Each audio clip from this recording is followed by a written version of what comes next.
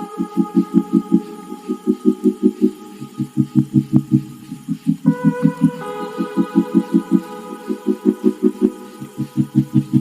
Friends, तो कैसे हैं आप लोग। आशा करता हूँ अच्छे होंगे। तो आज हम लोग डिस्कस करेंगे 65 बीपीएससी प्री एग्ज़ाम का जो पेपर हुआ था, ठीक है। तो उसको हम लोग 150 क्वेश्चन फुल डिस्कशन के साथ जो है वो डिस्कस करेंगे इस वीडियो में। और इससे पहले जो प्रीवियस ईयर जो क्वेश्चन था उसको हम लोग जो है वो कवर कर चुके हैं पिछले वीडियो में। तो जो नहीं देखे हैं उनके लिए प्लेलिस्ट बना दिया गया है और प्लेलिस्ट का लिंक जो है इस वीडियो के डिस्क्रिप्शन में दे दिया जाएगा, तो वहाँ से जाकर के देख सकते हैं। और इसका पीडीएफ आपको टेलीग्राम चैनल पे भी दे दिया जाएगा, ठीक है। टेलीग्राम चैनल ज्वाइन करने के लिए इस वीडियो के डिस्क्रिप्शन में टेलीग्राम चैनल का लिंक दे दिया जाएगा, तो वहाँ से जाकर के ज्वाइन कर लीजिएगा।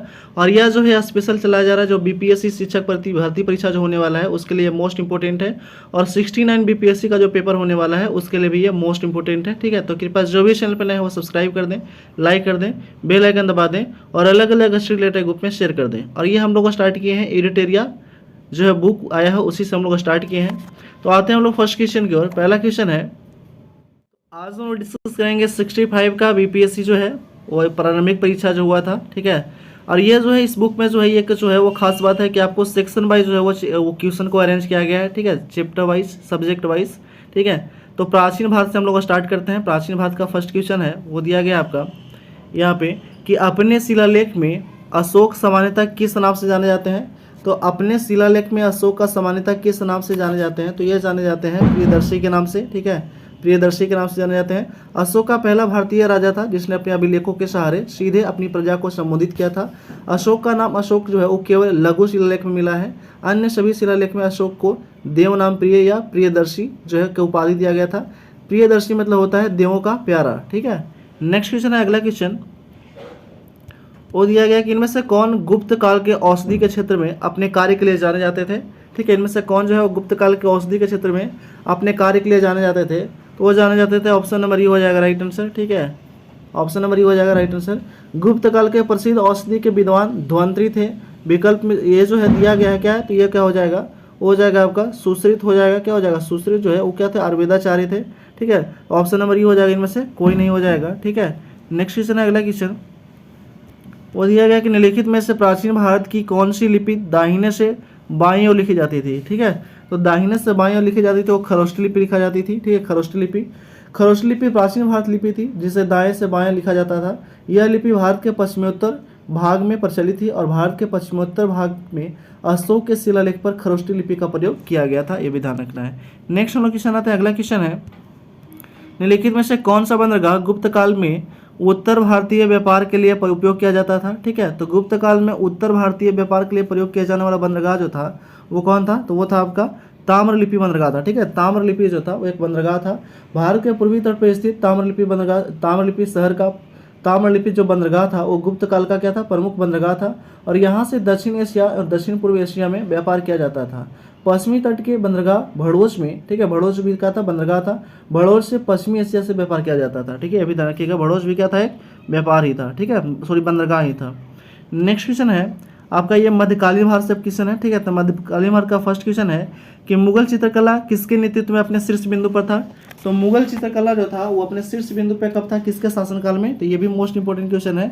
ये जहांगीर के शासनकाल में जो था वो मुगल चित्रकला जो था वो शीर्ष पे था, ठीक है। मुगल शासक जहांगीर शासनकाल में चित्रकला का स्वर्ण युग भी कहा जाता है। जहांगीर ने आगरा में एक चित्रशाला की स्थापना भी किया था और वह स्वयं चित्रकला को श्रेष्ठ पारखी था, ठीक है। वह तुजू के जहांगीरी में लिखता है कि वह किसी चित्र को देखकर बता सकता है कि हाँ किसने बनाया है, ठीक है, या ना किसने बनाई है और भाव किसने बनाया है, ठीक है। और उस्ताद मंसूर मुराद और अबुल हसन बिशनदास आदि जहांगीर के दरबार के प्रमुख चित्रकार थे, ये भी ध्यान रखिएगा। नेक्स्ट क्वेश्चन है, अगला क्वेश्चन, मध्यकालीन भारत में मनसबदारी व्यवस्था को लागू किया गया था किसके द्वारा। तो मनसबदारी व्यवस्था जो लागू किया गया था वो लागू किया गया था आपका स्वच्छ प्रशासन सुनिश्चित करने के लिए, ठीक है। किसके द्वारा लागू किया गया था, तो ये लागू किया गया था किसके द्वारा, तो ये लागू किया गया था आपका अकबर के द्वारा लागू किया गया था। और इसका उद्देश्य क्या था, तो स्वच्छ प्रशासन सुनिश्चित करने के लिए, ठीक है, अकबर के द्वारा लागू किया गया था। अकबर का शासनकाल 1556 से 1605 तक था। नेक्स्ट क्वेश्चन है, अगला क्वेश्चन, अष्टप्रधान का गठन किसने किया था, ठीक है। तो अष्टप्रधान का गठन किया गया था शिवाजी के द्वारा। शिवाजी अष्टप्रधान का प्रधान शिवाजी द्वारा स्थापित एक प्रशासनिक सलाहकार परिषद या मंत्री परिषद था, जिसमें सबसे प्रमुख जो था वो था पेशवा होता था, ठीक है। और ये 9 कौन थे, ठीक है, सॉरी, अष्टप्रधान जो थे वो कौन कौन होते थे, तो सर्वश्रेष्ठ जो था वो सबसे ऊंचा जो होता था वो पेशवा होता था, ठीक है, या सर्वोच्च अधिकारी होता था।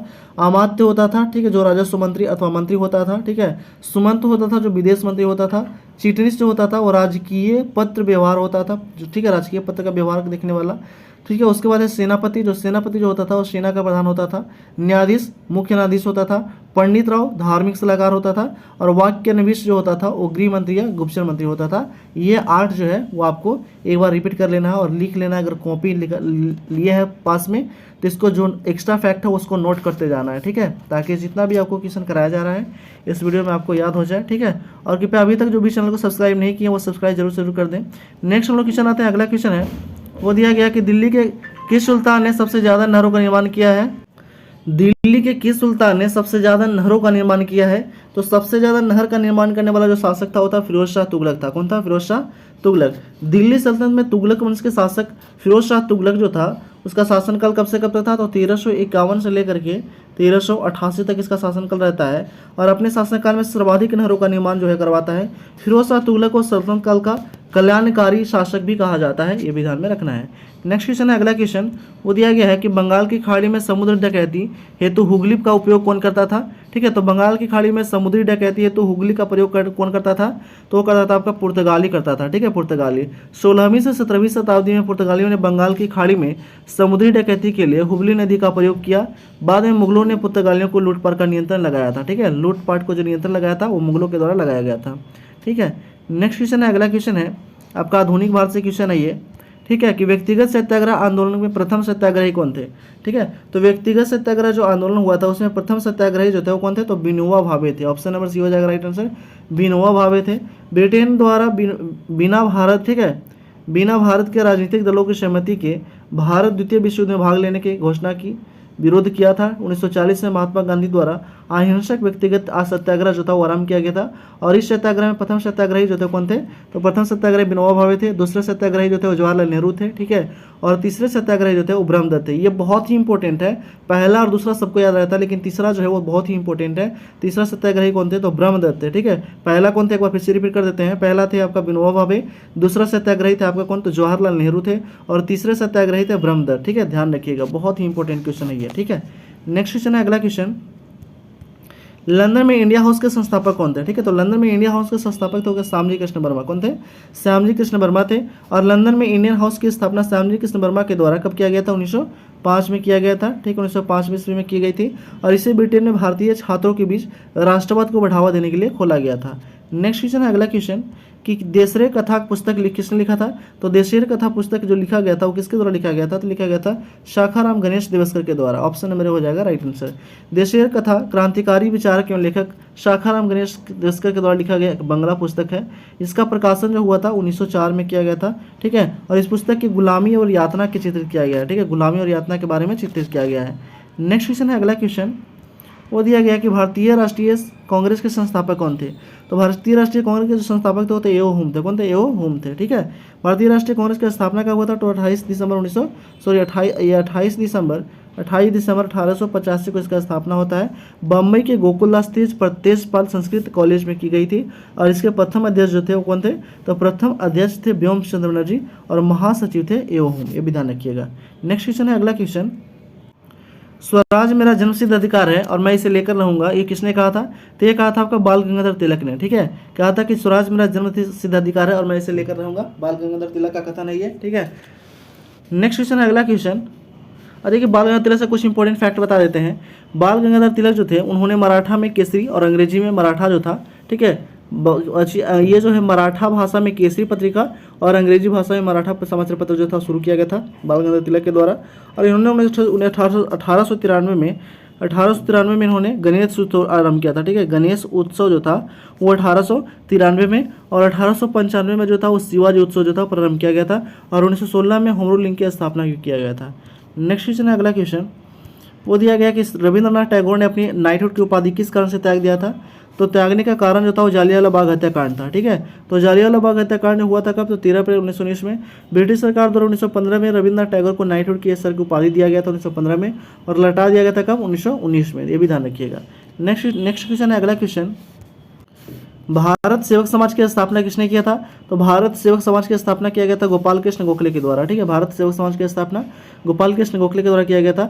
भारत सेवक समाज की स्थापना महाराष्ट्र के गोपाल कृष्ण गोखले ने 1905 में किया था। कब किया था? 1905 में किया गया था, ये भी ध्यान रखना है। भारत के सेवक समाज द्वारा नौजवानों को सार्वजनिक जीवन के लिए प्रशिक्षण दिया जाता था और महात्मा गांधी अपने राजनीतिक गुरु मानते थे। किनको? गोपाल कृष्ण गोखले को। ये भी आपको ध्यान में रखना है। काकोरी ट्रेन डकैती कांड किन क्रांतिकारियों को फांसी दिया गया था? ठीक है, तो काकोरी जो षड्यंत्र हुआ था इसमें जो किस क्रांतिकारियों को फांसी दिया गया था? तो ये दिया गया था किनको दिया गया था? तो ये दिया गया था राम प्रसाद बिस्मिल और आशफ उल्ला खां को। ठीक है, ऑप्शन नंबर हो जाएगा राइट आंसर। ये घटना कब होता है? तो ये घटना होता है 9 अगस्त 1925 को ये घटना होता है, ध्यान रखिएगा। और लखनऊ के पास काकोरी में ट्रेन डकैती की घटना को काकोरी षड्यंत्र कहा गया। ट्रेन में खजाना लूटकर हथियार खरीदने की योजना बनाई गई और इस लूटकांड में राम प्रसाद बिस्मिल, अशफाक उल्ला खां आदि को फांसी दे दिया गया। नेक्स्ट वाला क्वेश्चन आते हैं। अगला क्वेश्चन है कि इंडिया फॉर इंडियंस किताब किसने लिखा था? ठीक है, तो इंडिया फॉर इंडियंस किताब लिखा था CR दास। ठीक है, CR दास के द्वारा लिखा गया था। चित्तरंजन दास के द्वारा जो था वो लिखा गया था। इंडिया फॉर इंडियंस पुस्तक चित्तरंजन दास के द्वारा लिखा गया था। उन्हें देश बंधु के नाम से भी जाना जाता है।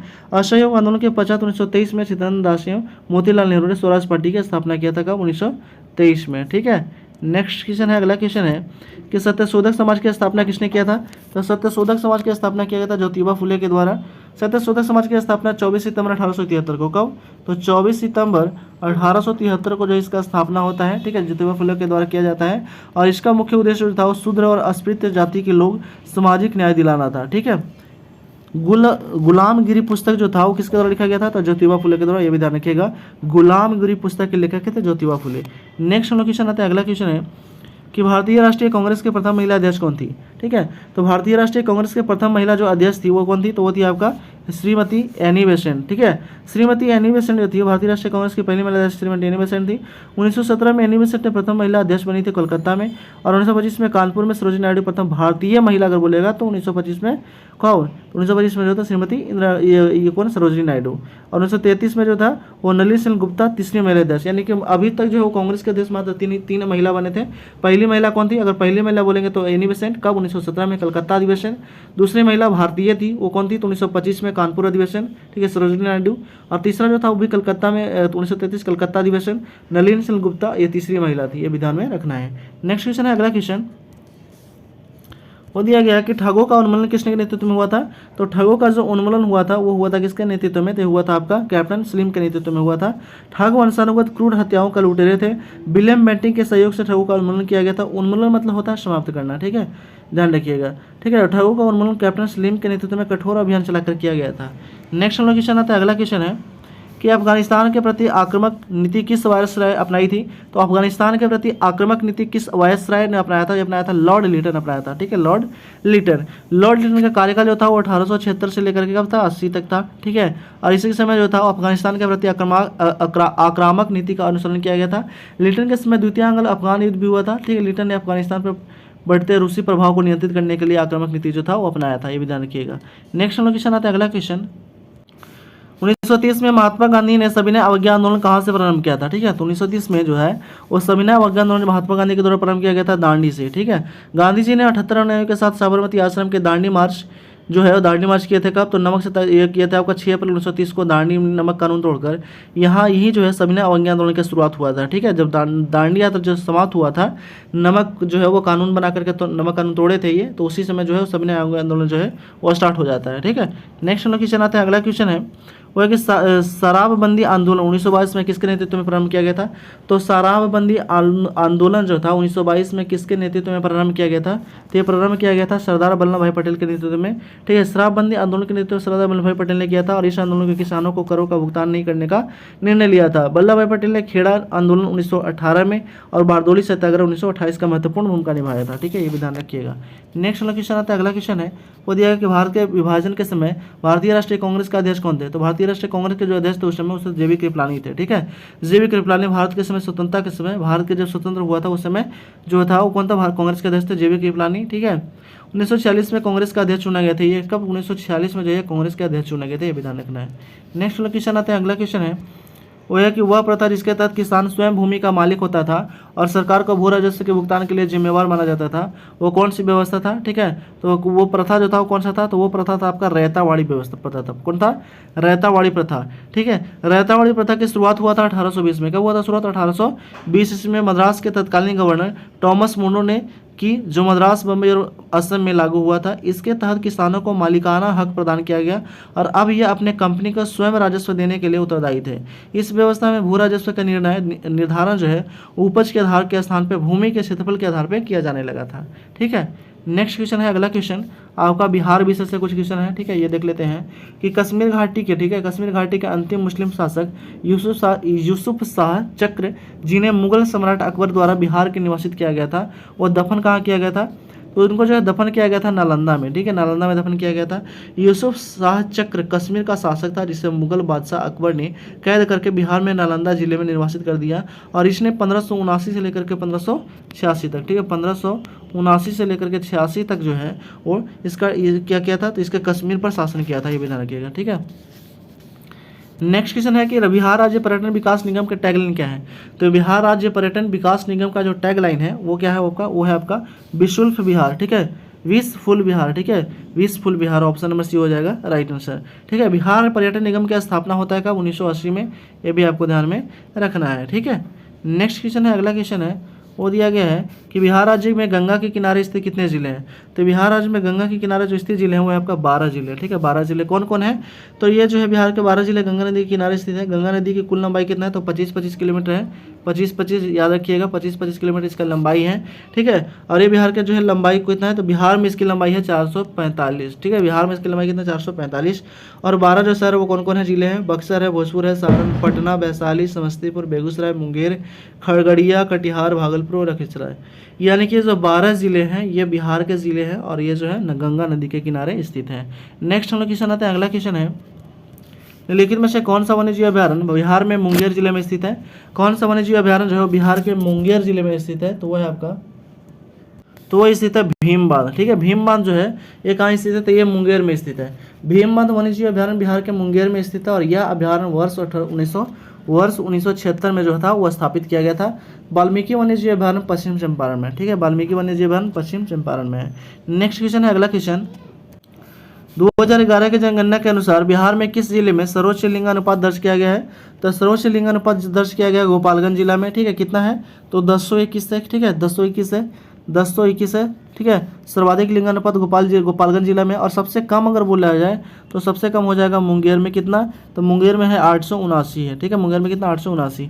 नेक्स्ट प्रश्न है, अगला प्रश्न दिया गया है कि निम्नलिखित में से कौन सा जिला सबसे अधिक घने पतझड़ वाले वन क्षेत्र से घिरा हुआ है, तो सबसे अधिक घने पतझड़ वाले वन क्षेत्र से घिरा हुआ जो है वो जिला कौन सा है, तो वो जिला है पश्चिम चंपारण, ठीक है, ठीक है, पश्चिम चंपारण है, जिसका कुल क्षेत्रफल है 249.34 वर्ग किलोमीटर। बिहार वन स्थिति रिपोर्ट 2021 के अनुसार सर्वाधिक वनावरण वाला जिला जो है वो कौन है, कैमूर है और दूसरे स्थान पे है पश्चिम चंपारण। नेक्स्ट क्वेश्चन है, अगला क्वेश्चन है कि बिहार के किस जिले में गंगा नदी सबसे लंबी है, तो गंगा नदी की लंबाई सबसे लंबा जो है वो किस जिला में है, तो वह है आपका पटना जिला में सबसे ज़्यादा लंबाई है गंगा नदी का। बिहार के पटना जिले में गंगा नदी की लंबाई सबसे अधिक है। गंगा नदी भारत की सबसे लंबी नदी है और इसका विस्तार हिमालय से लेकर के बंगाल की खाड़ी तक है। गंगा नदी का उद्गम जो है वो गंगोत्री हिमनद से हुआ है और यह जो है इसका सहायक नदी कौन कौन है, तो यह यमुना है, नक है, कोसी है, महानंदा है। नेक्स्ट क्वेश्चन है, अगला क्वेश्चन, 2011 की जनगणना के अनुसार बिहार के किस जिले में सर्वोच्च घनी आबादी जो है वो दर्ज किया गया है, तो सर्वोच्च घनी आबादी दर्ज किया गया शिवहर जिला में, ठीक है, शिवहर में सर्वोच्च घनी आबादी जो है वो दर्ज किया गया कितना, तो 1880, ठीक है, 1880 जो है वो दर्ज किया गया है। 1880 का मतलब होता है कि 1 किलोमीटर के अंदर 1880 लोग जो है वो निवास करते हैं।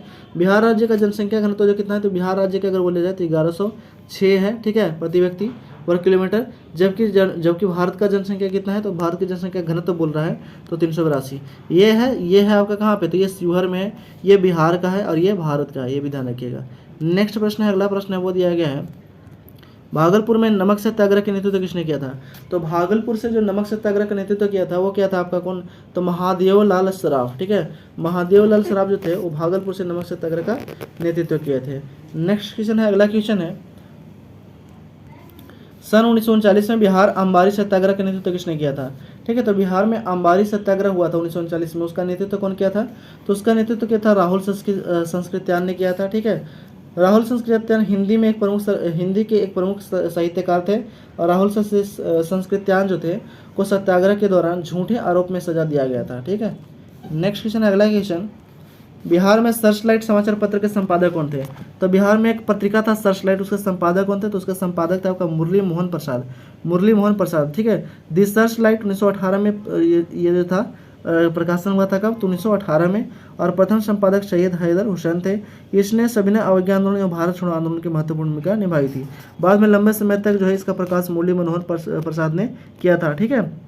नेक्स्ट क्वेश्चन है, अगला क्वेश्चन वो दिया गया है, सन 1931 में बिहार समाजवादी पार्टी का गठन किसने किया था? ठीक है। तो सन 1931 में बिहार समाजवादी पार्टी का जो गठन किया गया था वो किया गया था आपका फूलन प्रसाद वर्मा के द्वारा, ठीक है। फूलन प्रसाद वर्मा, ठीक है। फूलन प्रसाद वर्मा ने अपने कुछ सहयोगियों के साथ मिलकर किया था, जिसने अजय प्रकाश नारायण, राहुल संस्कृत्यायन प्रमुख थे, ठीक है। अखिल भारतीय कांग्रेस के सोशलिस्ट पार्टी के वैचारिक आधार बनाने वाले यह भारत का पहला संगठन था। नेक्स्ट क्वेश्चन, अगला क्वेश्चन है कि बिहार में 1857 के विद्रोह का नेतृत्व किसने किया था? तो वो किया था आपका कुंवर सिंह किया था। कौन किया था? कुंवर सिंह किए थे। बिहार में 1857 की क्रांति में नेतृत्व जगदीशपुर से जमींदार कुंवर सिंह ने किया था। 80 वर्ष की अवस्था में उन्होंने सक्रिय रूप से अंग्रेजों के खिलाफ अपनी सैन्य गतिविधियों को जारी रखे तथा अंत तक जो है अजय रहते, अंत क्या रहते? अजय रहते, ठीक है। नेक्स्ट क्वेश्चन, अगला क्वेश्चन वो है कि असहयोग आंदोलन के दौरान बिहार में किसको के नेतृत्व किसने किया था? तो बिहार में कृषकों का नेतृत्व किया था आपका स्वामी विद्यानंद, ठीक है। स्वामी विद्यानंद जो था वो नेतृत्व किया था। असहयोग आंदोलन के दौरान बिहार में किसको के नेतृत्व जो था स्वामी विद्यानंद ने किया था। विद्यानंद भागलपुर तथा इसके आसपास के क्षेत्रों में किसानों के बीच काफी लोकप्रिय थे। अंग्रेजी हुकूमत से परेशान होकर वह किसानों ने दरभंगा में दंगा शुरू किया तथा वह स्वामी विद्यानंद ने इस दंगे में शामिल होकर उसका नेतृत्व किया था। नेक्स्ट क्वेश्चन है, अगला क्वेश्चन, आधुनिक बिहार का निर्माता किससे माना जाता है? ठीक है। तो आधुनिक बिहार का जो निर्माता माना जाता है वो माना जाता है सच्चिदानंद सिन्हा को। आधुनिक बिहार के निर्माता सच्चिदानंद सिन्हा को माना जाता है। इन्होंने बिहार को पृथक राज्य के रूप में मान्यता दिलाने के लिए महत्वपूर्ण भूमिका निभाई थी। सच्चिदानंद सिन्हा वकील, पत्रकार के साथ साथ एक महान दूरदर्शी भी थे। इनके अथक प्रयास के कारण पटना विश्वविद्यालय की स्थापना कब किया गया था? 1917 में जो था वो किया गया था, 1917 में किया गया था, ठीक है, की गई थी। और 1936 में इन्होंने 1936 से 44 तक जो है इसका कुलपति भी रहते हैं। 1936 से लेकर के 44 तक जो है इसके कुलपति भी रहते हैं, ठीक है। नेक्स्ट क्वेश्चन है, अगला क्वेश्चन वो दिया गया है कि बिहार प्रांतीय किसान सभा का गठन किसने किया था? तो बिहार प्रांतीय किसान सभा का गठन किया गया था आपके स्वामी सहजानंद सरस्वती के द्वारा किया गया था। बिहार प्रांतीय किसान सभा का गठन स्वामी सहजानंद सरस्वती ने कब किया था? तो 1929 में किया था, ठीक है, किया था। इस किसान सभा में गठन का उद्देश्य बिहार के किसानों को समस्याओं से दूर करना था। नेक्स्ट क्वेश्चन है, अगला क्वेश्चन वो दिया गया कि डच ईस्ट इंडिया कंपनी किस वर्ष अपनी फैक्ट्री पटना में स्थापित किया था? तो डच ईस्ट इंडिया कंपनी जो था वो अपनी फैक्ट्री पटना में स्थापित किया था कब? 1632 में, ठीक है। 1632 में डच ईस्ट इंडिया कंपनी ने पहली बार पटना में अपनी फैक्ट्री स्थापित किया था। डच ईस्ट इंडिया कंपनी की स्थापना 1602 ईस्वी में हुआ था। भारत आने वाला पहला डच यात्री कार्नेलियन हॉटमैन था, ठीक है। डचों का भारत अंतिम रूप से पतन जो था वो 15 कब हुआ था? तो ये हुआ था आपका कौन सा? तो 1759 का जो वेदरा का युद्ध हुआ था, इसी में जो है अंतिम रूप से पतन हो गया था किसका? तो वो डचों का। नेक्स्ट क्वेश्चन है, अगला क्वेश्चन वो है कि बिहार में स्वराज दल का गठन किसने किया था? तो बिहार में स्वराज दल का गठन किया गया था आपका श्री कृष्ण सिंह के द्वारा, ठीक है, श्री कृष्ण सिंह के द्वारा किया गया था। असहयोग आंदोलन की समाप्ति के बाद 1923 में चित्तरंजन दास तथा मोतीलाल नेहरू के नेतृत्व में स्वराज पार्टी की स्थापना किया गया था और बिहार में स्वराज दल की एक शाखा स्थापित किया गया था, जिसका नेतृत्व कौन कर रहे थे? तो डॉक्टर श्री कृष्ण सिंह जो थे वो कर रहे थे। नेक्स्ट क्वेश्चन है, अगला क्वेश्चन वो है आपका, निम्नलिखित में से कौन सा जिला धारावाड़ भूस्तरीय रचना वाला नहीं है? तो धारावाड़ भूस्तरीय रचना वाला नहीं है, वो आपका रोहतास है, ठीक है, रोहतास नहीं है। बिहार के दक्षिण पूर्व भाग में मुंगेर, जमुई तथा नवादा जिले तक धारावाड़ चट्टान का विस्तार है, जबकि दक्षिण पश्चिम भाग में रोहतास में विंध्य चट्टानों का प्रविस्तार, ठीक है। विंध्य चट्टान जो है वो रोहतास में, ठीक है। नेक्स्ट क्वेश्चन है, अगला क्वेश्चन है कि नीति आयोग को स्वास्थ्य सूचकांक 2019 के अनुसार बिहार राज्य का स्कोर कितना था? तो बिहार राज्य का स्कोर था 32.11 था, कितना? 32.11। नेक्स्ट क्वेश्चन है, अगला क्वेश्चन वो है कि जनगणना 2011 के अनुसार बिहार में बाल लिंग अनुपात कितना है? तो बिहार में बाल लिंग अनुपात है 935 है, कितना है? 935 है। जनगणना 2011 के अनुसार बिहार में बाल लिंग अनुपात 935 है। सर्वाधिक बाल लिंग अनुपात वाला राज्य कौन सा है? तो वह अरुणाचल प्रदेश है, कितना? तो 972 है, ठीक है। नेक्स्ट क्वेश्चन है, अगला क्वेश्चन वो दिया गया है कि वर्ष 2017 से 18 के दौरान बिहार में तृतीय क्षेत्र की विकास दर जो था वो कितना था? तो वो था 14.6% था। नेक्स्ट क्वेश्चन है, अगला क्वेश्चन वो दिया गया है कि वर्ष 2017 से 18 में मौजूद कीमतों पर बिहार राज्य का सकल राज्य जो था वो घरेलू उत्पादक कितना था, तो वह था आपका कितना, तो वो था आपका कितना, ऑप्शन नंबर ए हो जाएगा, राइट आंसर हो जाएगा। ठीक है, 4,87,668 रुपया था। ठीक है, 4,87,628 सॉरी 628 करोड़ रुपया था, ऑप्शन नंबर ए हो जाएगा, राइट आंसर। नेक्स्ट प्रश्न है, अगला प्रश्न है, पटना उच्च न्यायालय के मुख्य न्यायाधीश में कौन थे, ठीक है, जिन्होंने जुलाई 2019 में बिहार के राज्यपाल के रूप में फागू चौहान के पद को शपथ दिलाया था। तो फागू चौहान के पद को जो शपथ दिलाने वाला कार्य कौन किया था, तो वो किया था आपका कौन, तो माननीय ए.पी. शाह। ठीक है, माननीय ए.पी. शाह किए थे। ठीक है, माननीय ए.पी. शाह। पटना उच्च न्यायालय के मुख्य न्यायाधीश अमरेश्वर प्रताप शाही द्वारा बिहार के 40वें राज्यपाल के रूप में फागू चौहान को शपथ दिलाई गई। वर्तमान में पटना उच्च न्यायालय के मुख्य न्यायाधीश जो थे कौन थे, संजय करोल थे। ठीक है, लेकिन अभी प्रेजेंट में जो है वो चेंज हो गया, ये भी ध्यान रखिएगा। नेक्स्ट वाला प्रश्न आता है, अगला प्रश्न है, ये प्रीवियस ईयर क्वेश्चन है, ये भी ध्यान रखिएगा। तो करंट का क्वेश्चन इंपॉर्टेंट नहीं है, केवल हम आपको आंसर मिलवा देते हैं। ठीक है, ताकि आपको पता चले कि आपको कैसा कैसा क्वेश्चन पूछा जाता है। ठीक है, बिहार दिवस को क्या महत्व है, ठीक है, बिहार दिवस का क्या महत्व है जो हर साल 22 मार्च को मनाया जाता है। तो इसका जो महत्व है वो क्या है, तो महत्व जो है इसका क्या है कि बिहार जो 1912 में बिहार ने बंगाल प्रेसिडेंसी से अलग को याद करने के लिए मनाया जाता है। ठीक है, जब बिहार जो है अलग हुआ था किससे, तो अलग एक राज्य बना था, कब जो है वो 22 मार्च 1912 को जो है वो बंगाल से बिहार जो है वो अलग हुआ था।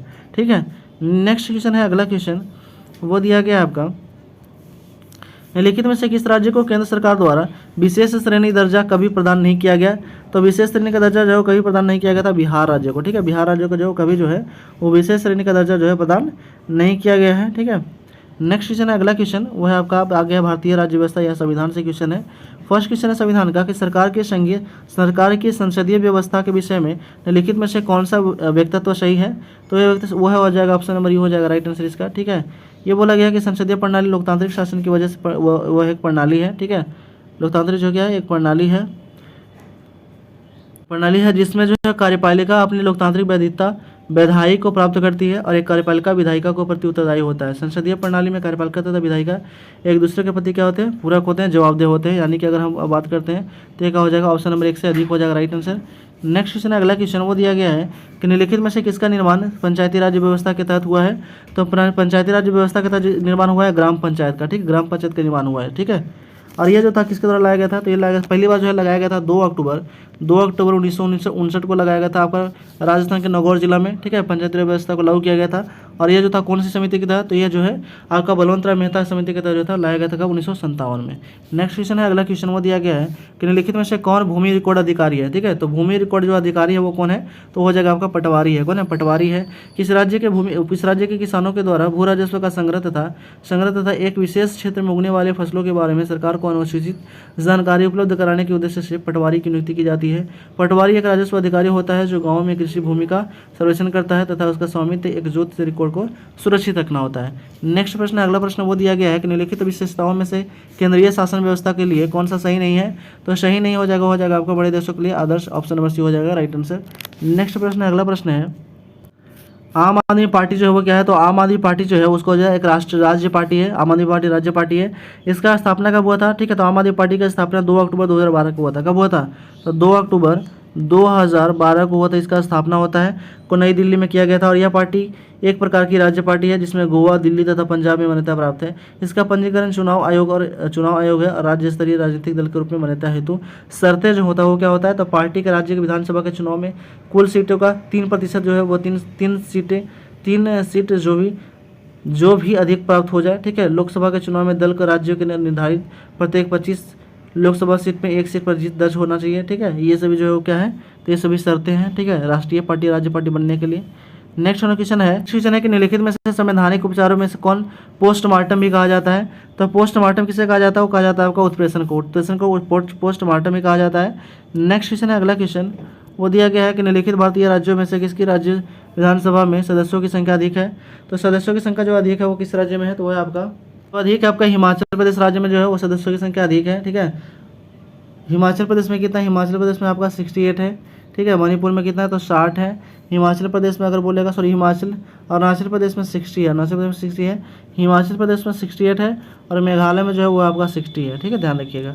नेक्स्ट क्वेश्चन है, अगला क्वेश्चन, भारत के वरीयता क्रम को निम्नलिखित में से कौन से पहले आता है। तो पहले जो आता है वो आता है आपका यूपीएससी का अध्यक्ष आता है पहले। ठीक है, यूपीएससी का अध्यक्ष आता है पहले।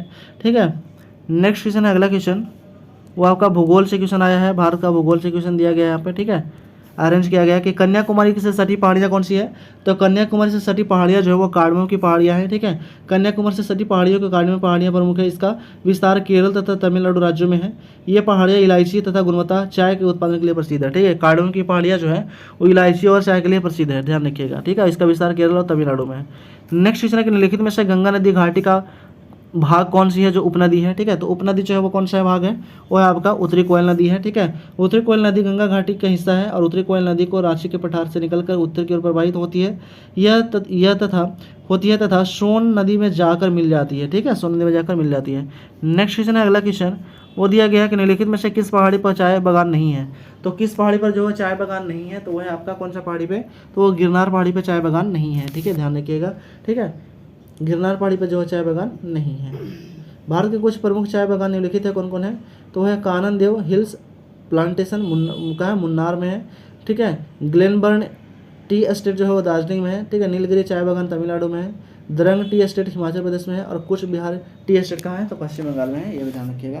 नेक्स्ट वाला क्वेश्चन आता है, अगला क्वेश्चन है, और जितना भी आपको क्वेश्चन कराया जा रहा है ये प्रीवियस का क्वेश्चन है, ठीक है। और ये आपको जो डिस्कशन कराया जा रहा है ये मोस्ट इंपॉर्टेंट क्वेश्चन है। अगर जो भी एक्स्ट्रा फैक्ट जो बताया जा रहा है उसको क्या करिए, एक कॉपी रखिए पास में और उसको नोट डाउन कर लीजिए, ताकि आपको एक बार रिवीजन करने में सुविधा हो जाए, ठीक है। और जितना भी क्वेश्चन कराया जा रहा है इस वीडियो में आपको याद हो जाए। और अभी तक जो भी चैनल को सब्सक्राइब नहीं किया वो कृपया जरूर से सब्सक्राइब कर दें, ठीक है। आपके लिए हम डेली जो है वो अच्छा कंटेंट जो है वो लाते रहते हैं, ठीक है। नेक्स्ट वाला क्वेश्चन आता है, अगला क्वेश्चन है वो है कि भारत के किस राज्य का सर्वाधिक क्षेत्र घने पतझड़ वाले जंगल से घिरा हुआ है। तो घने पतझड़ वाले जंगल से घिरा हुआ कौन सा है, तो वह है आपका मध्य प्रदेश है, ठीक है। मध्य प्रदेश जो है ISFR की रिपोर्ट 2021 के अनुसार देश के वनों तथा वृक्षों के आच्छादित कुल क्षेत्रफल जो है कितना है, तो 80,000, ठीक है, 8,09,537 वर्ग किलोमीटर है। और यह देश के कुल क्षेत्रफल का कितना 24.62% प्रतिशत है, ठीक है, 62% है। 2021 के प्रकाशित रिपोर्ट के अनुसार सर्वाधिक घनों जंगलों में घिरा हुआ जो राज्य था वो कौन था, अरुणाचल प्रदेश था, ठीक है, अरुणाचल प्रदेश था। लेकिन सर्वाधिक वन क्षेत्रफल वाला राज्य बोलेगा तो हो जाएगा मध्य प्रदेश, ध्यान रखिएगा, ठीक है। नेक्स्ट वाला क्वेश्चन आता है, अगला क्वेश्चन है वो दिया गया आपका 65 नंबर क्वेश्चन है कि निम्नलिखित में से किस क्षेत्र को प्रवाल भित्ति पर नहीं पाई जाती है, ठीक है। किस क्षेत्र में प्रवाल भित्ति नहीं पाई जाती है, तो कैमे की खाड़ी में प्रवाल भित्ति नहीं पाई जाती है। प्रवाल भित्ति समुद्र के भीतर स्थित चट्टान है जो प्रवालों द्वारा छोड़े गए कैल्शियम कार्बोनेट द्वारा निर्मित होती है, ठीक है। प्रवाल मुख्य रूप से जो क्या होता है, तो उष्णकटिबंधीय क्षेत्रों में पाए जाने वाले होते हैं, क्योंकि इन्हें जीवित रहने के लिए 20 डिग्री से 21 डिग्री तापमान जो होता है वो आवश्यकता होता है, ठीक है, ध्यान रखिएगा। नेक्स्ट क्वेश्चन आता है, अगला क्वेश्चन 2011 की जनगणना के अनुसार निम्नलिखित में से किस धार्मिक समूह में सर्वाधिक साक्षरता दर प्रतिशत जो है वो दर्ज किया गया है। तो सर्वाधिक साक्षरता प्रतिशत जो है वो दर्ज किया गया है कौन से धर्म का, तो वो दर्ज किया गया आपका जैन धर्म का, ठीक है। जैन धर्म का जो है सर्वाधिक साक्षरता प्रतिशत जो है वो क्या किया गया है, दर्ज किया गया कितना परसेंट, तो जैन जो है वो 86.86.73% जो है वो साक्षर है। हिंदू कितना है, तो हिंदू जो है आपका 63.60% ये साक्षर है। ईसाई कितना है, तो ईसाई जो है वो है आपका कितना, तो ये 73, ये ईसाई कितना, तो 74.34% है, ठीक है। बौद्ध सिख जो है वो कितना, तो सिख जो होगा 67.51% है, ठीक है, ध्यान रखिएगा। नेक्स्ट क्वेश्चन अगला क्वेश्चन वो दिया गया है कि निम्नलिखित में से जनजाति और राज्य की कौन सी जोड़ी सही नहीं है। तो सही जोड़ा जो है कौन सा नहीं है, तो हो जाएगा आपका ऑप्शन नंबर डी, टोड़ा जो है वो कहाँ है, तो टोड़ा जो है वो केरला में गलत है, ठीक है, जोड़ा सही नहीं है पूछा गया था, ठीक है। टोड़ा जनजाति को लोग तमिलनाडु में नीलगिरी पर्वत में रहते हैं, कहाँ रहते हैं, तो टोड़ा जनजाति तमिलनाडु और कहाँ रहते हैं, तो नीलगिरी में रहते हैं, ध्यान रखिएगा। नेक्स्ट क्वेश्चन है, अगला क्वेश्चन वो दिया गया है निम्नलिखित में से भारत का कौन सा औद्योगिक आर्थिक गलियारा जापान के सहयोग से विकसित किया जा रहा है। तो जापान के सहयोग से जो विकसित किया जा रहा है वो किया जा रहा है आपका कौन सा, तो दिल्ली और मुंबई, ठीक है, दिल्ली और मुंबई, ठीक है। भारत तथा जापान के सहयोग से दिल्ली मुंबई गलियारा को विकसित किए जाने की घोषणा किया गया था, 2006 में किया गया था। दिल्ली मुंबई औद्योगिक गलियारा परियोजना जो था वो भारत की राजधानी दिल्ली तथा वित्तीय राजधानी मुंबई के बीच एक जो है योजनाबद्ध औद्योगिक विकास परियोजना जो है वो योजना बनाया गया, विकसित किया जा रहा है। नेक्स्ट क्वेश्चन है आपका विश्व के भूगोल से क्वेश्चन दिया गया है, निम्नलिखित में से कौन सा देश भौगोलिक क्षेत्र की दृष्टि से समारोहित सबसे बड़ा देश है, ठीक है। सोनोही जो है सबसे बड़ा देश है, तो सबसे बड़ा देश कौन सा हो जाएगा, जापान हो जाएगा, ऑप्शन नंबर सी हो जाएगा राइट आंसर। नेक्स्ट प्रश्न है, अगला प्रश्न है वो दिया गया है सर्वाधिक उत्तरी दक्षिणी लंबाई वाली सीमा वाला देश कौन सा है। तो सर्वाधिक उत्तर दक्षिण वाले लंबाई वाला सीमा जो है वो कौन सा है, वो जगह चिली है, कौन है, चिली है। नेक्स्ट क्वेश्चन है, अगला क्वेश्चन वो दिया गया है निम्नलिखित में से किस देश में सबसे अधिकांश जो है वो सबसे अधिक संख्या में द्वीप है? कौन सा देश में जो है सबसे ज़्यादा द्वीप है? द्वीपों की संख्या सबसे ज़्यादा किस देश में है? ये पूछा गया है क्वेश्चन आपका। तो ये जो सबसे ज़्यादा द्वीप है आपका इंडोनेशिया में, ठीक है, इंडोनेशिया में। इंडोनेशिया में द्वीपों की कुल संख्या है 17,508 है, मालदीव में 12,000 है तथा फिलीपींस में 7,000 है, से अधिक है द्वीप पाए जाते हैं। जबकि जो है क्यूबा में द्वीपों की संख्या लगभग जो है 1600 है, ठीक है, ध्यान रखिएगा। नेक्स्ट क्वेश्चन है, अगला क्वेश्चन, निम्नलिखित में से कौन सा देश विश्व का सबसे अधिक केसर उत्पादन करने वाला देश है? तो सबसे ज़्यादा केसर उत्पादन कहाँ होता है? तो होता है ईरान में होता है। कहाँ होता है? ईरान में होता है, ठीक है, ध्यान रखिएगा। कुल विश्व का कुल जो है वो 80% जो है वो ईरान जो है वो केसर उत्पादन करता है। नेक्स्ट क्वेश्चन है कि निम्नलिखित में से कौन सा देश विश्व का सबसे अधिक यूरेनियम उत्पादन करने वाला देश है? तो सबसे ज़्यादा यूरेनियम उत्पादन करने वाला देश है वो कजाकिस्तान है, ठीक है, वो पूरे विश्व का 70% जो है वो यूरेनियम उत्पादन करता है। नेक्स्ट प्रश्न है, अगला प्रश्न है, क्वेश्चन है आपका, वो दिया गया है आपका अर्थव्यवस्था से क्वेश्चन है। फर्स्ट क्वेश्चन कि भारत में न्यूनतम समर्थन मूल्य का निर्धारण कौन करता है? तो न्यूनतम समर्थन मूल्य का जो निर्धारण करता है वो करता है आपका कौन? कृषि एवं लागत मूल्य आयोग करता है, ठीक है, ऑप्शन नंबर ए हो जाएगा राइट आंसर। नेक्स्ट प्रश्न है, अगला प्रश्न है, वो दिया गया आपका। नेक्स्ट क्वेश्चन है, हिंदू वृद्धि दर किससे संबंधित है? ठीक है, तो हिंदू जो वृद्धि दर है वो संबंधित है किससे? वो संबंधित है आपका जीडीपी से, ठीक है, जीडीपी से ऑप्शन नंबर बी हो जाएगा राइट आंसर। नेक्स्ट क्वेश्चन है, अगला क्वेश्चन, वो दिया गया है कि छठी पंचवर्षीय योजना के दौरान निम्नलिखित में से कौन सा देश कार्यक्रम शुरू किया गया था? तो ये कार्यक्रम जो शुरू किया गया था वो शुरू किया गया था आपका एकीकृत ग्रामीण विकास, ठीक है, एकीकृत ग्रामीण विकास अंत्योदय। छठी पंचवर्षीय योजना का कालखंड जो था वो कब से कब तक था? तो 1980 से लेकर के 85 तक था, ठीक है, 80 से 85 तक कालखंड था इसका। छठी पंचवर्षीय योजना के तहत जो था 2 अक्टूबर 1980 को एकीकृत ग्रामीण विकास योजना की शुरुआत हुआ था और इस योजना का मुख्य उद्देश्य जो था वो गरीबी उन्मूलन था। क्या था? गरीबी को उन्मूलन करना यानी समाप्त करना था और रोजगार में वृद्धि करना था। नेक्स्ट क्वेश्चन है, अगला क्वेश्चन, वो दिया गया आपका 77 नंबर क्वेश्चन है कि अंत्योदय कार्यक्रम सर्वप्रथम किस राज्य में शुरू किया गया था? तो अंत्योदय कार्यक्रम सर्वप्रथम शुरू किया गया था राजस्थान राज्य में शुरू किया गया था, ठीक है, ऑप्शन नंबर डी हो जाएगा राइट आंसर। अंत्योदय कार्यक्रम सर्वप्रथम राजस्थान राज्य में शुरू किया गया था। इसके तहत गरीब परिवारों को रियायती दर पर यानी 2 रुपये प्रति किलो गेहूं और 3 रुपये प्रति किलो चावल उपलब्ध कराना था। नेक्स्ट क्वेश्चन है, अगला क्वेश्चन, वो है कि वर्ष 2017 में मांस और मांस के निर्मित वस्तुओं के निर्यात में भारत की जो हिस्सेदारी था वो कितना था?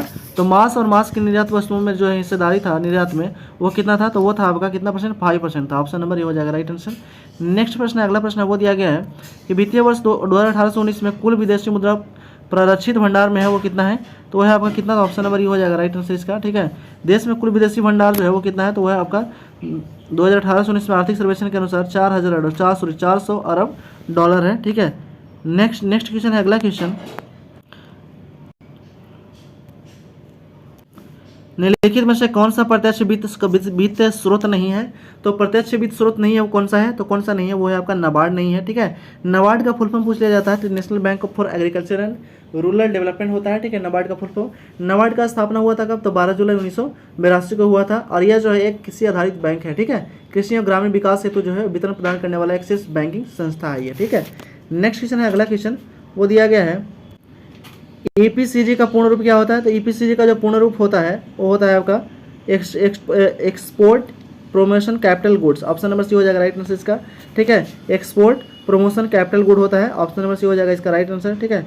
नेक्स्ट क्वेश्चन है, अगला क्वेश्चन, वो दिया गया है कि प्रधानमंत्री श्रम योगी मानधन योजना के प्रत्येक ग्राहक को 60 वर्ष की आयु प्राप्त करने के बाद न्यूनतम अनुमानित पेंशन प्रति माह कितना दिया जाएगा? तो न्यूनतम जो दिया जाएगा 3000 रुपये दिया जाएगा, कितना? 3000 रुपये जो मासिक पेंशन जो है दिया जाएगा। नेक्स्ट क्वेश्चन है, अगला क्वेश्चन, समुदाय विकास कार्यक्रम का उद्देश्य क्या था? तो समुदाय विकास कार्यक्रम का जो उद्देश्य था वो था आपका ऑप्शन नंबर ये हो जाएगा राइट आंसर, ठीक है। भारत में समुदाय विकास कार्यक्रम की शुरुआत हुआ था कब? 1952 में इसका शुरुआत होता है, जिसका उद्देश्य था ग्रामीण जीवन स्तर को सुधारना, सामुदायिक हितों में कार्यों को संपन्न कराना, ठीक है, संपूर्ण ग्रामीण जनता को। नेक्स्ट क्वेश्चन है, अगला क्वेश्चन, नेक्स्ट क्वेश्चन है वो आपका फिजिक्स से क्वेश्चन दिया गया है, ठीक है। फिजिक्स का फर्स्ट क्वेश्चन है कि दाब का मात्रक क्या होता है? तो दाब का जो मात्रक होता है वो क्या होता है? ऑप्शन नंबर ये हो जाएगा राइट आंसर। देखिए दाब का जो मात्रक होता है, सॉरी दाब का जो मात्रक होगा, दाब का मात्रक होता है न्यूटन पर मीटर स्क्वायर होता है, ठीक है, तो ऑप्शन नंबर ये हो जाएगा राइट आंसर, इनमें से कोई नहीं। नेक्स्ट क्वेश्चन है कि सूर्य का प्रकाश पृथ्वी पर पहुंचता है कब? तो सूर्य का प्रकाश जो पृथ्वी पर पहुंचने में समय लगता है आपका ऑप्शन नंबर ये हो जाएगा राइट आंसर। कितना टाइम लगता है? तो ये जो है आपका टाइम लगता है कितना? तो 500 सेकेंड लगता है, ठीक है। 500 सेकेंड को हम कर सकते हैं 8 मिनट 20 सेकेंड, ठीक है, 8 मिनट 20 सेकेंड लगता है, यानी कि 500 सेकेंड लगता है, ठीक है। नेक्स्ट क्वेश्चन, अगला क्वेश्चन है कि निम्नलिखित में से कौन सी अदिश राशि है? ठीक है, तो अदिश राशि कौन सा हो जाएगा? अदिश राशि हो जाएगा आपका दाब जो है वो क्या है? एक अदिश राशि है, ठीक है। नेक्स्ट क्वेश्चन है, अगला क्वेश्चन, वो दिया गया है कि निम्नलिखित में से किस राशि का मात्रक नहीं है? तो प्रति ये किसका मात्रक नहीं, ये जो है विकृति का जो है वो मात्रक नहीं होता है, ठीक है, विकृति का मात्रक नहीं होता है। प्रतिबल का होता है न्यूटन पर मीटर स्क्वायर होता है, ठीक है। उसके बाद बल का होता है, बल का क्या होता है, तो बल का होता है किलोग्राम मीटर पर सेकेंड स्क्वायर होता है, ठीक है। और दाब का क्या होता है, तो न्यूटन पर मीटर स्क्वायर होता है, ठीक है, ध्यान रखिएगा। नेक्स्ट क्वेश्चन आता है, अगला क्वेश्चन है वो है कि वायु में ध्वनि तरंगें जो होती हैं वो कैसी होती हैं, तो वायु में जो ध्वनि तरंगें होती हैं वो होती है अनुदैर्ध्य होती है, ठीक है, अनुदैर्ध्य तरंग होती है। नेक्स्ट क्वेश्चन है, अगला क्वेश्चन वो दिया गया है कि 50 सेंटीमीटर का मान फ़ारेनहाइट पे कितना होता है, तो 50 डिग्री सेल्सियस का मान जो फ़ारेनहाइट पे जो होता है वो होता है आपका कितना, तो 122 डिग्री फ़ारेनहाइट होता है, ठीक है, 122 डिग्री फ़ारेनहाइट होता है। नेक्स्ट क्वेश्चन है, अगला क्वेश्चन हर्ट्ज में क्या नापा जाता है, ठीक है, तो हर्ट्ज से क्या नापा जाता है ये पूछा गया है, तो हर्ट्ज से नापा जाता है आवृत्ति को मापा जाता है, ठीक है, आवृत्ति को मापा जाता है हर्ट्ज से। नेक्स्ट क्वेश्चन है, अगला क्वेश्चन है वो दिया गया कि विद्युत धारा किस उपकरण से नापा जाता है, तो विद्युत धारा जो है वो नापा जाता है एमीटर से नापा जाता है, ऑप्शन नंबर बी हो जाएगा राइट आंसर। नेक्स्ट प्रश्न है, अगला प्रश्न है वो दिया गया है कि विद्युत शक्ति की इकाई क्या है, तो विद्युत शक्ति का इकाई है जो है वाट है आपका, ठीक है, विद्युत शक्ति का इकाई क्या है, तो वाट है। और एक अश्व शक्ति बराबर 740 वाट होता है, और 1 किलोवाट घंटा बराबर होता है 3.6 इंटू 10⁻6 जूल के बराबर होता है, ठीक है। नेक्स्ट आपका रसायन विज्ञान से क्वेश्चन दिया गया है, तो फर्स्ट क्वेश्चन है केमिस्ट्री का कि आधुनिक रसायन शास्त्र का जनक किसे कहा जाता है, तो आधुनिक रसायन शास्त्र का जो जनक कहा जाता है वो कहा जाता है लेबोजियर को कहा जाता है, ऑप्शन नंबर सी हो जाएगा राइट आंसर। नेक्स्ट प्रश्न है, अगला प्रश्न है वो दिया गया है कि एक तत्व में इलेक्ट्रॉन और न्यूट्रॉनों की संख्या क्रमशः 18 और 20 है, तो इस तत्व की द्रव्यमान संख्या कितना होगा, तो इस तत्व का द्रव्यमान संख्या जो हो जाएगा वो हो जाएगा ऑप्शन नंबर सी हो जाएगा, ठीक है, 38 हो जाएगा, ठीक है।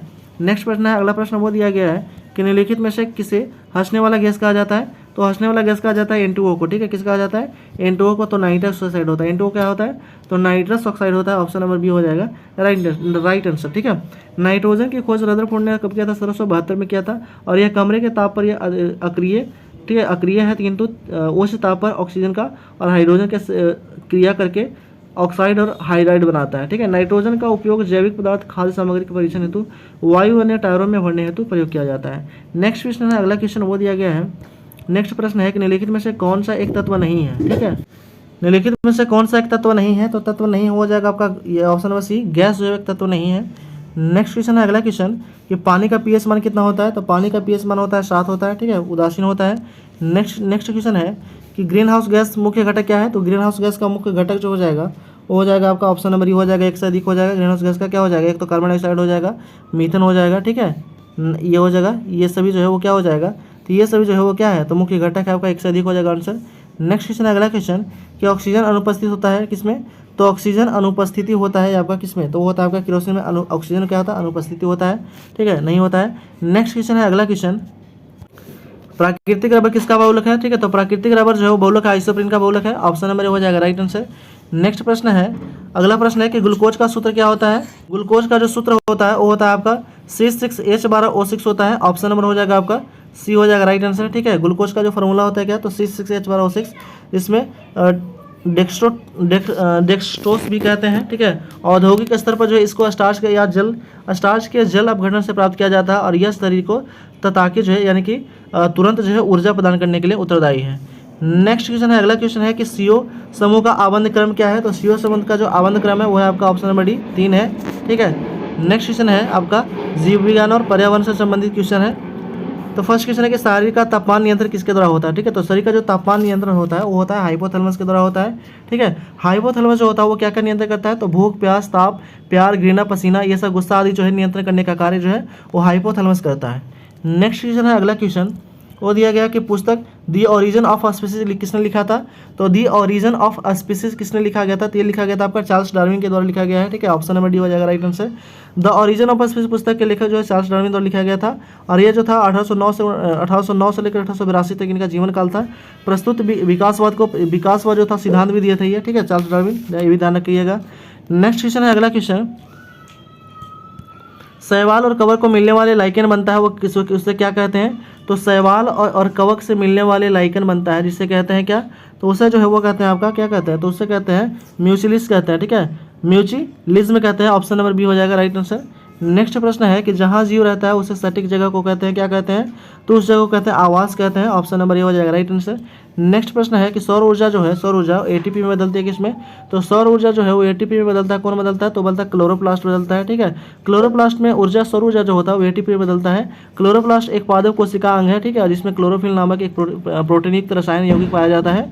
और यह जो है वर्णक, यही वर्णक के कारण क्या होता है? पत्ते का रंग जो होता है वो हरा होता है। नेक्स्ट प्रश्न है, अगला प्रश्न है कि प्रकाश संश्लेषण का जो उत्पाद होता है वो क्या होता है? तो प्रकाश संश्लेषण होने के बाद क्या जो है वो निकलता है? तो वो जो है O2 निकलता है। क्या निकलता है? O2 निकलता है, ठीक है। नेक्स्ट क्वेश्चन है, अगला क्वेश्चन वो दिया गया कि हड्डियों की पढ़ाई विज्ञान किस शाखा के अंतर्गत होता है? तो हड्डियों का जो पढ़ाई होता है वो किस शाखा के अंतर्गत किया जाता है? तो ऑस्टियोलॉजी के अंतर्गत किया जाता है, ठीक है। ऑप्शन नंबर डी हो जाएगा राइट आंसर, ठीक है। जियोलॉजी के अंतर्गत पृथ्वी की आंतरिक संरचना तथा उसमें पाए जाने वाले पदार्थ का अध्ययन किया जाता है, ठीक है। सीरोलॉजी के अंतर्गत क्या किया जाता है? तो सीरोलॉजी के अंतर्गत किया जाता है ब्लड सीरम। ऑरोलॉजी के अंतर्गत, ऑरोलॉजी के तहत पर्वत और अध्ययन, और ऑस्टियोलॉजी के अंतर्गत अभी बताए थे हड्डियों का। नेक्स्ट वाला प्रश्न आता है, अगला प्रश्न है निम्नलिखित में से किसकी कोशिका में कोई एंजाइम नहीं होता है?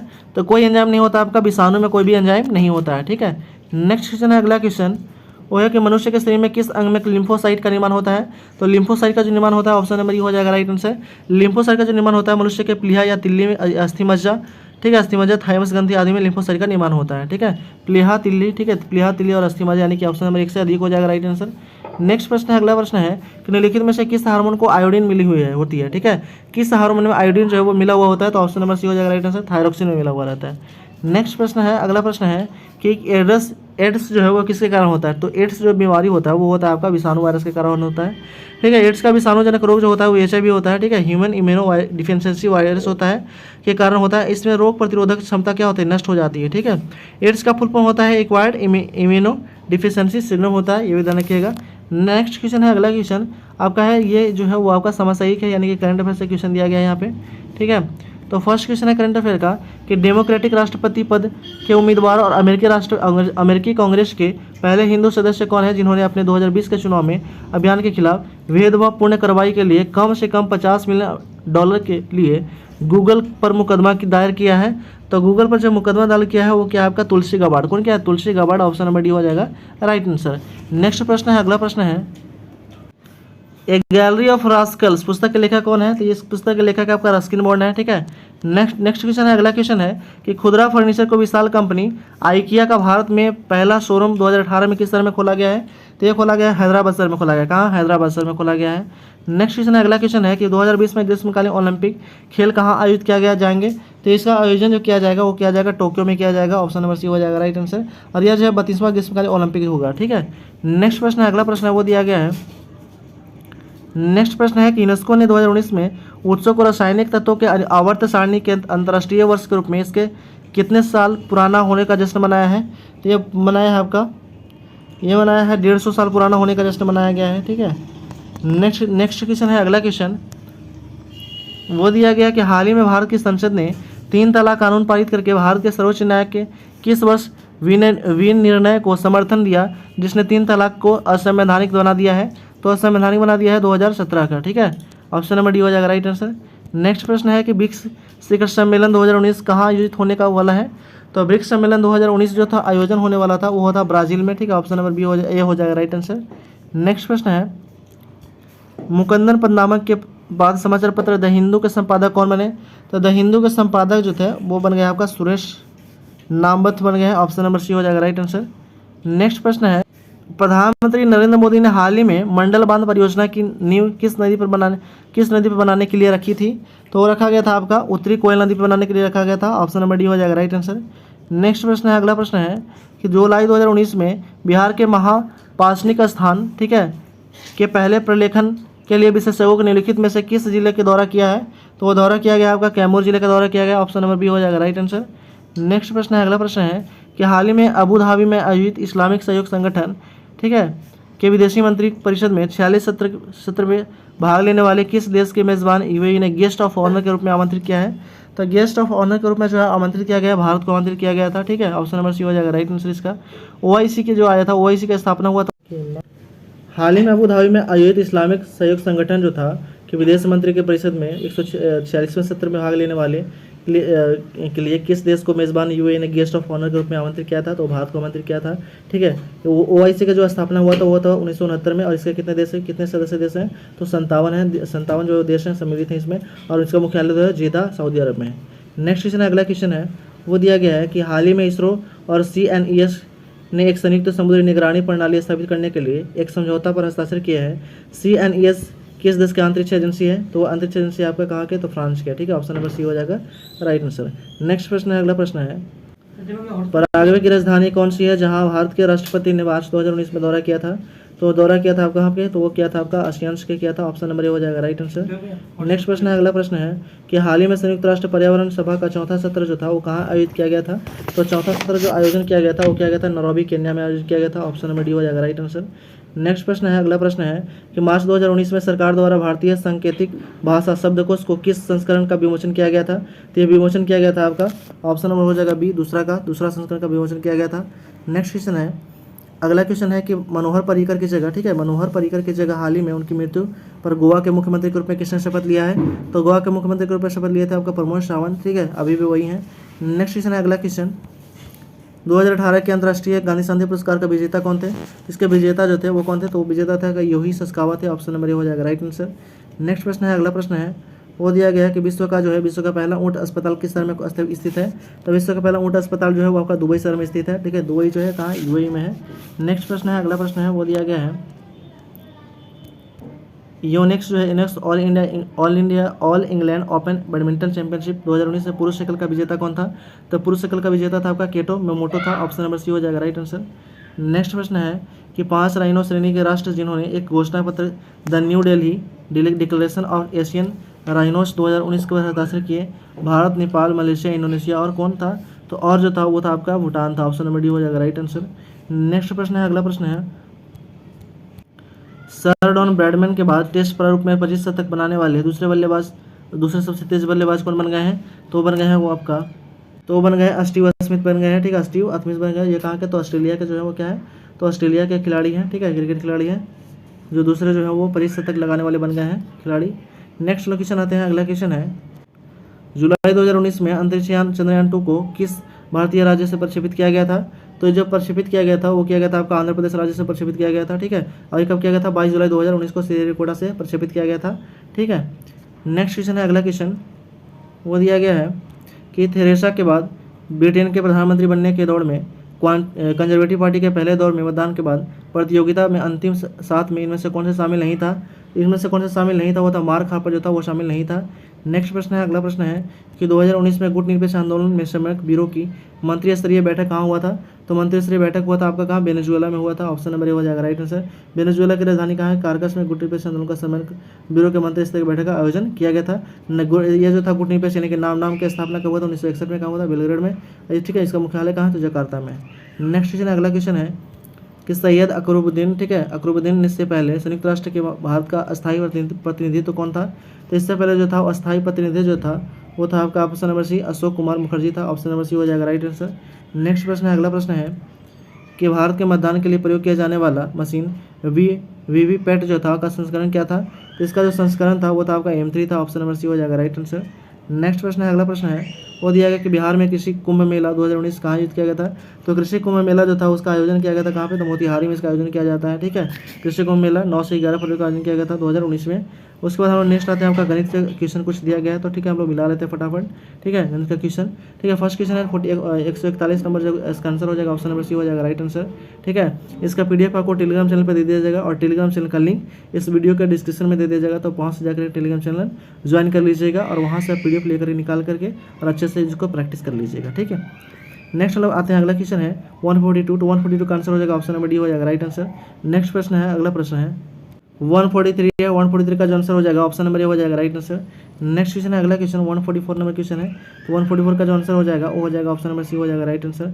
नेक्स्ट क्वेश्चन है 145 नंबर क्वेश्चन, अगला क्वेश्चन है वो दिया गया है आपका, ठीक है, यहाँ पे मैथ का क्वेश्चन है, तो 145 का आंसर हो जाएगा ऑप्शन नंबर बी हो जाएगा राइट आंसर। नेक्स्ट प्रश्न है, अगला प्रश्न है 146 नंबर क्वेश्चन है, 146 का जो आंसर हो जाएगा ऑप्शन नंबर सी हो जाएगा राइट आंसर इसका। ठीक है, नेक्स्ट क्वेश्चन है, अगला क्वेश्चन 147 नंबर क्वेश्चन है, ठीक है, 147 नंबर क्वेश्चन का जो आंसर हो जाएगा ऑप्शन नंबर ए हो जाएगा राइट आंसर।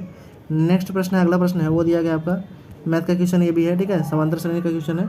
इसका जो आंसर हो जाएगा वो हो जाएगा ऑप्शन नंबर डी हो जाएगा राइट आंसर इसका। नेक्स्ट प्रश्न 149 नंबर क्वेश्चन है, ठीक है, तो 149 नंबर का आंसर हो जाएगा ऑप्शन नंबर ए हो जाएगा राइट आंसर 5 सेंटीमीटर, ठीक है। तो इसका जो आंसर हो जाएगा वो हो जाएगा आपका ऑप्शन नंबर ए हो जाएगा राइट आंसर 5 सेंटीमीटर। और लास्ट क्वेश्चन है इस वीडियो का, ठीक है, और इस सेट का भी लास्ट क्वेश्चन है 150 नंबर क्वेश्चन। 150 नंबर क्वेश्चन है, 150 का जो आंसर हो जाएगा वो हो जाएगा ऑप्शन नंबर बी हो जाएगा आपका राइट आंसर। तो इस तरह जो हम लोग 65 का जो प्रीवियस ईयर क्वेश्चन था 65 प्री एग्जाम का जो पेपर था, ठीक है, बीपीएससी का, उसको हम लोग पूरा 150 क्वेश्चन जो कवर कर चुके हैं इस वीडियो में। तो कृपया जो भी चैनल पर नए हैं वो सब्सक्राइब कर दें, लाइक कर दें, बेल आइकन दबा दें और अलग अलग स्टडी रिलेटेड ग्रुप में शेयर कर दें। Thanks for watching.